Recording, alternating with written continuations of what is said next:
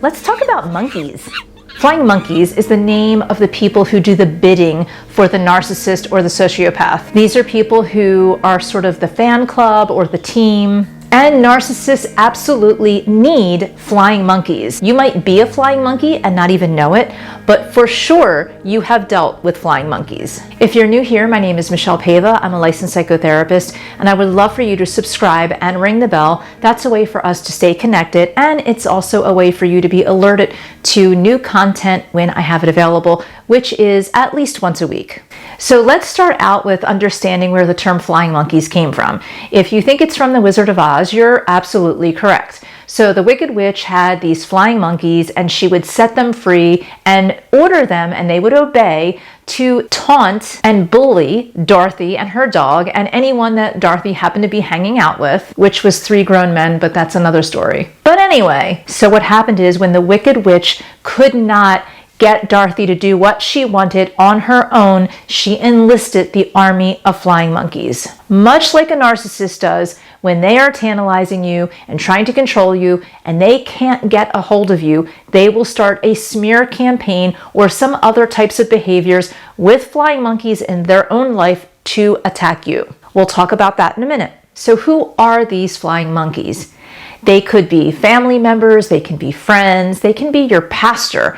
Anybody can be a flying monkey. A lot of people who are people pleasers, the codependents, the enablers, the people who always just want to not have conflict, actually are more prone to be the flying monkeys than they would like to imagine. And I'll go into that in a little bit, but first let's talk about what it feels like to be around flying monkeys. Flying monkeys will give you guilt trips. They will insist that you make up with the narcissist or just do something that the narcissist wants. And they come to you in a way of, I care about you, I really love you, and I love so-and-so, which is the narcissist, and I want you guys to make up. Or they'll say something like, you're being unreasonable, they love you so much, why can't you just do X, Y, and Z? You could be married to or dating a flying monkey. If the people in their lives can do no wrong, they usually have one or several people in their family that if you say anything at all, calling out a behavior that you see that is very toxic or malignant or just odd, they will stand up for them in a way that seems very irrational. That's a flying monkey. And they have no idea that they're doing that. They probably have a trauma bond with that narcissist. So what are some of the other things that can happen? Flying monkeys tend to twist stories. So they might have gotten the story from the narcissist, but then they add a little bit more to make it a little bit more interesting, a little bit more emotional. Because remember, the people that are usually the flying monkeys are people that are very enabling, very codependent, very much a people pleaser. So if you have these people that are trying to tell a story, they need the story to be much more emotional. So some of the things that a flying monkey does is they take on some of the behaviors and some of the exact words that the narcissist uses. So for instance, even the nicest person who is a flying monkey might be hearing something that the narcissist is saying, which is nothing but gaslighting, lies, or whatever, and the flying monkey will then spread those rumors. So that's something very, very typical of a flying monkey, is that they like to spread rumors, just like a narcissist does. Now, I'm going to talk about that in a minute too, because there's something very interesting in this dynamic here. But the bottom line is, many of these flying monkeys tend to twist stories, start rumors, gossip. They love to spread shame and blame and guilt, all of that. They tend to twist stories around in a way that makes you the villain and the narcissist the angel. They can become very toxic. Now, not all flying monkeys are just enablers or just people pleasers. Sometimes they too are downright toxic, and they can bully you, they can assault you, they can be downright violent. And remember, if the narcissist has one flying monkey, they have 10 or 100 in their back pocket. So you have a lot of people that might be going around gossiping about you, starting rumors, pointing the finger at you, actually being quite toxic towards you or directly at you. They might sabotage your love life, your job, your security, your sense of peace. So who are the flying monkeys? Believe it or not, the number one flying monkey that a narcissist has is another narcissist.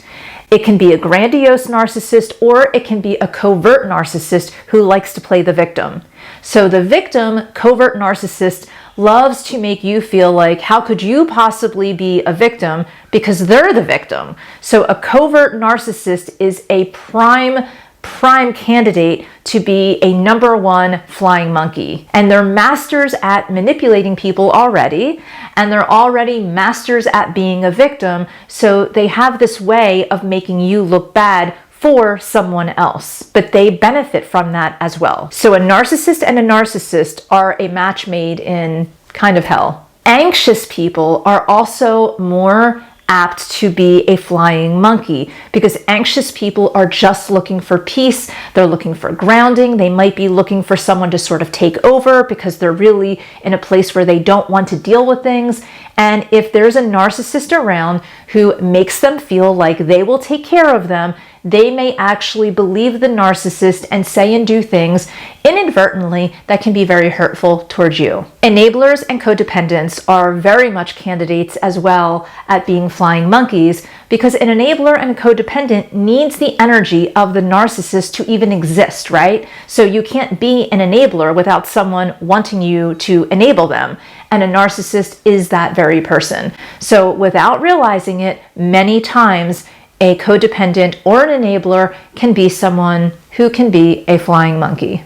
Another group that often is not talked about that can be flying monkeys are addicts. Now, all of the people that I just talked about are not necessarily always going to be flying monkeys. These are just the types of people who are more apt to become a flying monkey. So I'm not saying that if you're an anxious person, you're a flying monkey, or if you're an addict, that you're a flying monkey. Of course, that's ridiculous. But I'm saying that these are the types of people traditionally that are more apt to be manipulated by and created into a flying monkey for the narcissist. Now, there's also groups that attract flying monkeys and create flying monkeys. Political parties are very good at creating flying monkeys. Political parties are rampant with flying monkeys. And you see this with the more toxic types of behaviors in political parties. Now, the following groups also attract really good people, but they also attract flying monkeys, and they also create flying monkeys very slowly and very much with the energy and the pressure of the crowd. So think of 100 people in a room at a political party, and let's just say most of them are pretty rational. If you have 10 people that are very radical, they will easily start to manipulate the people around them. They will create an energy, and they will make you feel like you're not doing the right thing unless you're doing what they're doing. They tend to be the more loud people and the more just radically behaved people. These are the people that get attention from the news and from police officers and anything else. They usually get a pat on the head in some way from the leader. The leader of a political party who is looking for flying monkeys, they will create situations and they will also reward the flying monkeys. The rewarding of the flying monkeys is a way to get more flying monkeys. So political parties, regardless of what your belief system is, all political parties have some flying monkeys. Another group is religious institutions. Now, for the most part, religious institutions are fantastic, but there are some negative people in religious institutions, and they will create flying monkey situations to cover up their behaviors. So with these two examples alone, I am sure you were already thinking of different political or religious organizations that have a leader that creates flying monkeys. If you want to share your ideas, comment below. Two other areas that people don't think about are civic organizations or community organizations, even nonprofits. There's usually someone in these organizations who wants other people to do their dirty work, and they have a way of creating a small group of flying monkeys that are closest to them that get heavily rewarded. And then there's the flying monkeys in the outlying areas. And these are the people that are more the worker bees. So there's usually levels of flying monkeys. And everyone wants to be the closest to the narcissist, like the queen bee. And they all work very hard to get there. Now, here is where it gets really interesting. Now, but let's listen up. Not every narcissist is in leadership creating flying monkeys. Some narcissists stay on the outside and they create a flying monkey to be in leadership, and they control them from the outside in. This is a great way for them to do all kinds of damage, but take no responsibility. There's a lot of situations like that that are very public, and if you can think of any and you want to share, comment below. This next one is a little bit more sensitive. It involves family dynamics. So in a family dynamic where there are narcissists, one narcissist will try to control everyone. And if they cannot control everyone, and it might be you that is the black sheep of the family, if that's happening, they will talk about you to everyone. That's the smear campaign. They're starting rumors and they're taking little bits of truth and twisting it to make you look bad. All of the other people in the family tend to end up being the flying monkeys trying to make you do what the narcissist wants. They all want a big, happy family at the sacrifice of your happiness. How do you know if you've become a flying monkey? You probably won't know, but I will tell you this. If someone comes to you and they're gossiping about someone else, 9 times out of 10, they're either the narcissist or the flying monkey. They're usually not just someone who gossips. Someone who's gossiping a lot is either a flying monkey or a narcissist or both. Remember, you can be a narcissist and a flying monkey at the same time. Sometimes the flying monkey does complain about the narcissist because it's exhausting trying to please the narcissist, but they still do whatever they want. When you see someone who's gossiping to you about other people, when you see someone who is showing their true colors in a way that seems a little off-putting, or you're suddenly having a change of mind about the way you want to behave or react, you might be around someone who is a flying monkey. The best way to avoid flying monkeys is to stay away from gossip, to be as independent as possible, and to not jump on bandwagons that are putting other people down in any way, shape, or form. Even if it's political, you can have your political beliefs, but just sort of stay away from the strong emotions that you might see, whether it's on Facebook or Twitter or wherever. Try to stay away from that. And for people that start to either inbox you or tell you in some way that you're doing something wrong, they're either the narcissist or the flying monkey, and you want to stay away from those people. They could be family and you can love them, but love them from a distance. Have some kind of a distance emotionally between you and them so that you do not get sucked into either enabling them, being their flying monkey, or worse, them having flying monkeys going after you for your beliefs. And one last thing, you might have been around a narcissist and a lot of flying monkeys.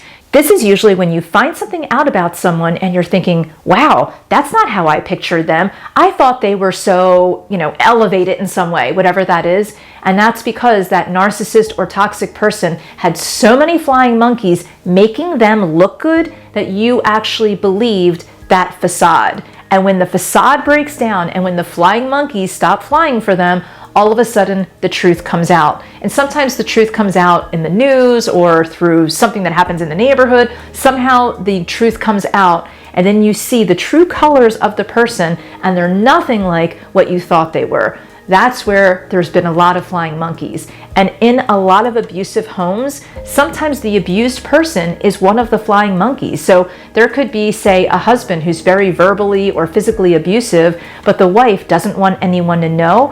And she actually becomes one of the flying monkeys because she works very hard to make sure that the husband looks good and that their family life looks very intact. So she actually becomes one of the flying monkeys for the narcissist. I have other videos for you, but please subscribe and ring the bell and let's stay connected.